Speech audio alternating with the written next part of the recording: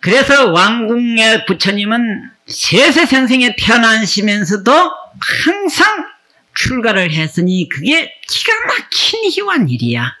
그런데 여러분들 이를테면 그래도 다소간에 의식주 걱정 없이 사는 사람들도 많잖아요. 그런데 누가 불법 닦았다는 생각낸 사람 몇 사람이나 돼? 어? 내 팔자 요만하니까 놀자 놀자 놀자 그거 생각만 넣자면 계산을 되는 게야. 어? 그게 안 되고 그 다음에 부처님이 출가하게 된 동기가 우리 범부들의 입장으로 보면은 부모가 어머니가 돌아가셨죠? 일주일 만에 돌아가셨습니다. 그것은 무엇이냐? 이 세상에 둘도 없는 인연, 둘도 없는 은혜가 부모거든요. 그 부모가 죽게 됐더라 그 말이야. 죽게 됐어. 여기에 부처님은 어려서부터서 큰 희를 가지게 된 것을 이 세상 사람들에게 보여준 겁니다. 왜 부모가 나를 놓고 왜 돌아가셨느냐? 이 기막힌 이 인연을 보여준 겁니다. 마야 부인과 우리 부처님께서 거기에 부처님은 출가를 하게 된 게 동기가 그 여러 가지가 있는 중에 한 가지가 그 어머니가 돌아가신 데 대해서 동기가 하나 됐고 그 말이야. 그 다음에 또 한 가지는 부귀영화도 나중에는 물거품 같다고 하는 것을 우리에게 보여주기 위해서 부처님이 출가를 하게 된 겁니다. 제일 첫째는 부모가 돌아가신 데 대해서 인간은 왜 죽어야 하느냐 그 말이야. 이게 제일 크고 그 다음에 부귀영화는 왕궁 부귀영화도 얼마 있으면 끝이다라고 하는 것을 우리에게 보여주기 위해서 출가를 하게 된 거고 그 다음에 출가하기 전에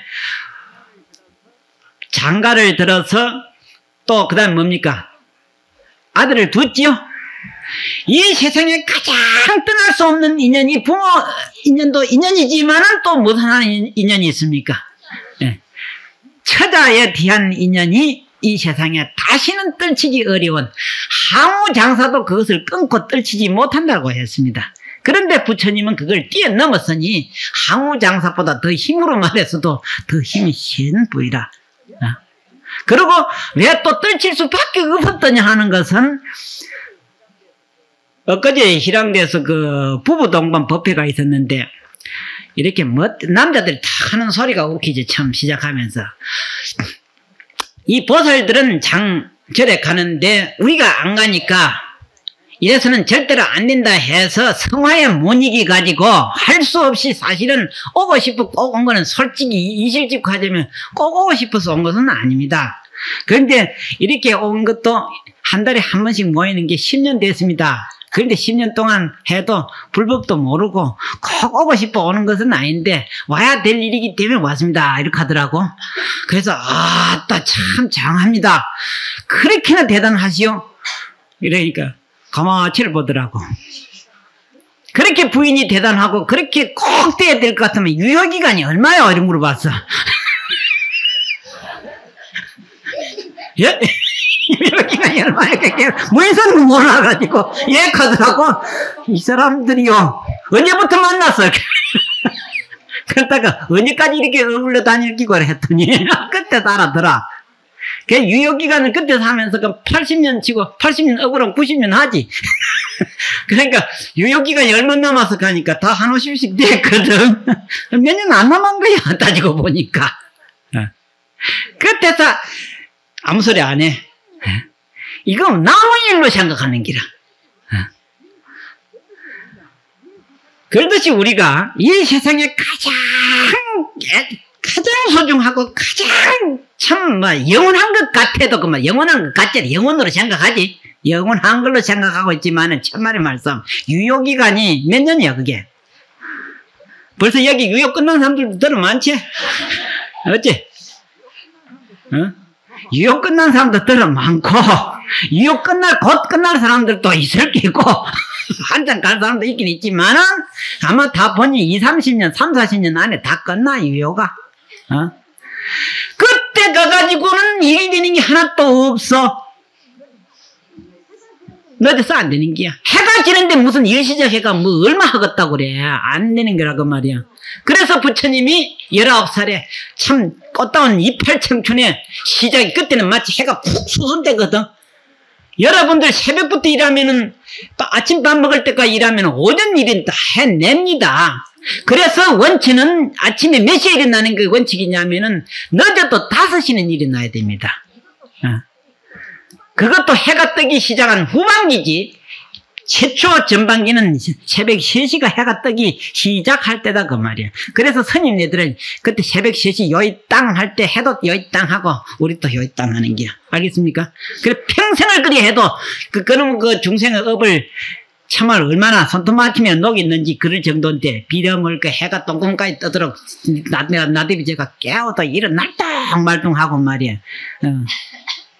그래가지고 무슨 일생에 할 일을 해마치겠느냐 그 말이죠. 일생에 할 일은 새벽부터 꼭두 새벽, 그것도 새벽에도 꼭두 새벽부터서 해적게도 일생에 정해진 일을 다 못할 판이다 그 말이에요. 그러니 여러분들 생활을 한번 낱낱이 뜯어봐요. 뭐 어떻게 살아가고 있는가. 그래서 부처님이 28청춘에 그 아버지가 그렇게 말리고 사생결단하고 말렸는데도 결국 아버지가 이해를 안 해주니까 야반도주를 하게 됐더라 그 말이야. 성을 넘어서. 그렇게 부처님은 매사를 정확하게 본 거야. 그래서 처자건속을 버리게 된 게고 아들을 하나 놓게 된 것은 한 번 더 물킨 게 돼요. 자식한테는. 그 부모가 누구한테는 못 이겨. 검사가 그랬답니다. 그 전에 가해하면 잡아였잖아요. 지 아들은 가해시키면서 나머지 아들은 잡아였다. 왜 그러냐 하니까 참 자식한테는 알 수 없는 거더라. 남은 잡아였고 지 아들은 가해를 시켰어. 실제 그런 거야 그게. 천하하고 장사라도 자식한테 이기는 부모 없다고 하는 게 그만큼 얽힌 인연이 대단하다는 거예요. 그 아들 이름을 뭐라고 지었어? 나후라라고 했죠. 나후라. 그 번역을 하면 무슨 소리냐 하면은 장애물이다 그렇게 돼 있어요. 장애물. 참 부처님이 이름을 지어도 참 기가 막히게 지었지. 장애물이다 그 말이야. 왜 무슨 장애물이죠? 출가를 하려고 하니까 아버지가 자식 하나라도 하다 빈말로 괜히 그랬어. 자식이라도 낳고 가거라고 이제 괜히 이제 못 가게 만들려고 하니까 이제 그렇게 했거든. 그렇게 부처님 할 수 없어서 아들을 하나 낳게 됐어. 낳게 돼가 이름을 지라 하니까 장애물이다 그렇게 짓단 말이야. 기가 막히잖아요. 그게 여러분들 아들 이름 지면 혹시나 좋은 이름 아닐까 싶어서도 뭐하노? 장면가한테 가가지고 짓고 돈 내드리고 참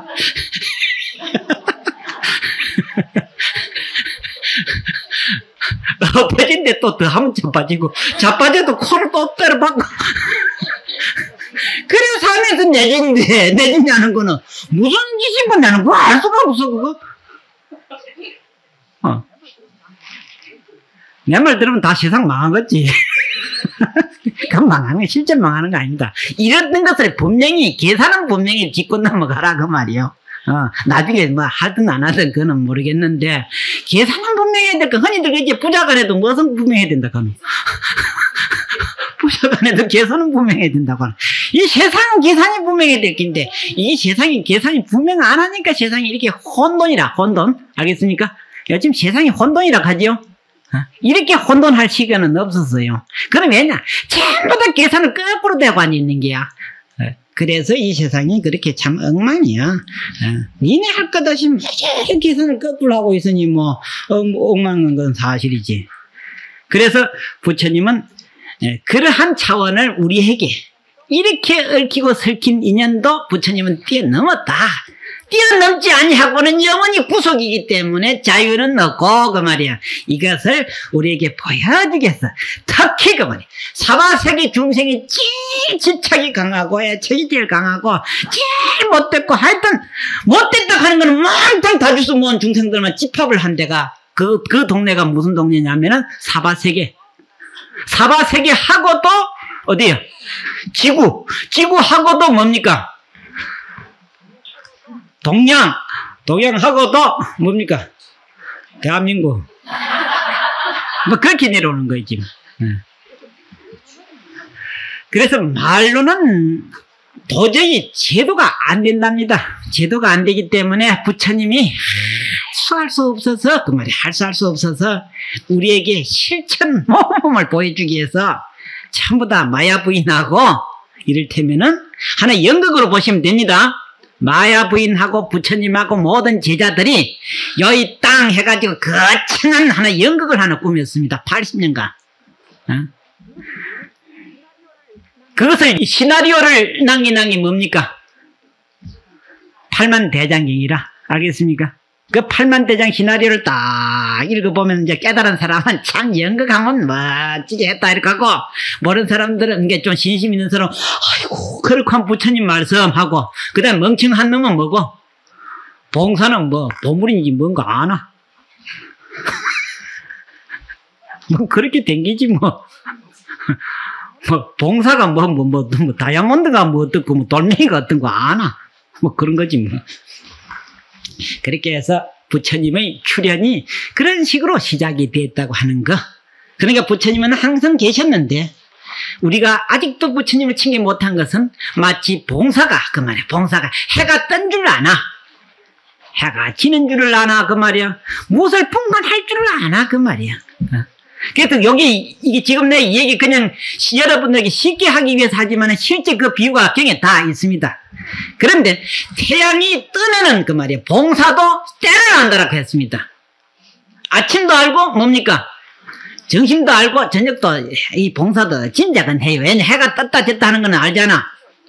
그렇듯이 우리가 부처님을 못 보고 몰라도 그저 부처님이 계신다 하는 생각으로 믿으면은 아까 앞선 개성대로 우리도 언젠가는 깨달음을 얻을 수가 있기 때문에 부처님을 못 배워도 항상 연불 하라고 하는 게 있습니다. 알겠습니까? 그럼 열심히 연불 하면은 마치 봉사가 눈을 떠서 태양을 보듯이 우리 범부들도 열심히 아미타불 간센보살 이렇게 자꾸 부르면은 부처님을 칭인하는 날이 있어. 봉사에게는 다른 게 가르칠 수가 없잖아요. 이를테면은 이거다 저거다 설명이 안 되니까, 즉 우리 범부들에게는 이거다 저거다가 설명이 안 되니까 뭘 할 수밖에 없어. 제일 쉽고 제일 간단하고 제일 분명한 게 뭐라? 연불이야. 그 이상 좋은 방법이 없어. 여러분들에게 화엄경이 뭐 어떻다 건강경이 어떻다가 되나 안 되지 그게 잘.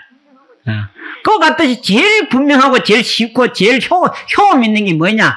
그저 앉아나서나 간센보살 하다 보면은 적생실상이라 바로 실상이 난다. 깨달음을 얻는다 그 말이야. 그것도 안 하니 뭐 할 수 없는 거지 뭐 여러분들 얼마나 챙겨? 하다가도 누가 옆에 빠시려 가면 그만 간센보살 툭 늘자버리지 뭐. 누가 뒤에 뭔 소리 하면 그만 늘자버리고 뭐 뜰가버리고 뭐. 그러다가 한참 있다가 가다가 옆에 탁 자빠지고 나면 아이고 야 끝에서 아프다 소리 났다 하면은 간센보살. 자빠지기 전에 간센보살 하지. 자빠지고 나한테 간센보살은 뭐하노? 안 그래요? 죽고 난 뒤 약은 필요가 없어. 죽고 난 뒤는 약은 필요가 없는 기라. 그러니까 살아 생전에 어떻게 하든지 나 자신을 구제를 해야 되겠다. 그래 해야 내 생에도 다시는 이런 삶을 살지 않는다고 하는 이런 의지를 배워야 됩니다. 불법을 통해서. 여러분들 자신있게 다음 생에 이 정도만 돼도 나는 괜찮다 싶은 사람 있어? 어때요? 그거 본전택인데 그 본전 될까? 참 본전하기 어렵다고 했습니다. 믿지지 않은 장사 참 어려워요. 여러분들이 다 깨닫고 양심에 손을 얹고 내가 내 생에 태어나면은 요 정도는 되겠는가 낫겠는가 못하겠는가 한번 계산 한번 해봐요.